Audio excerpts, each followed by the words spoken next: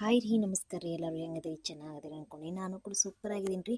ಇವತ್ತು ಬೆಳಗಿನ ನಾಷ್ಟಕ್ಕೆ ಇಡ್ಲಿ ಮತ್ತು ಹೋಟೆಲ್ ರೀತಿಯ ಚಟ್ನಿ ರವೆ ಇಡ್ಲಿ ಮಾಡ್ಕೊಂಡೀನಿ ರೀ. ಈಸಿಯಾಗಿ ಮೆತ್ತಗೆ ರವೆ ಇಡ್ಲಿಯನ್ನು ಯಾವ ರೀತಿಯಾಗಿ ಪರ್ಫೆಕ್ಟ್ ಅಳತೆ ಒಳಗೆ ಮಾಡೋದು ಅಂಥೇಳಿ ಫುಲ್ ರೆಸಿಪಿನ ಮತ್ತು ಇಡ್ಲಿ ಮತ್ತು ಚಟ್ನಿನ ಯಾವ ರೀತಿ ಮಾಡಿದ್ದೀನಿ ಅಂಥೇಳಿ ನೋಡ್ಬೋದು. ಎಷ್ಟು ಮೃದು ಆಗೈತೆ ಅಂತಂದ್ರೆ ಗಟ್ಟಿ ಆಗ್ತಾವು ಅಂತಿರ್ತಾರ.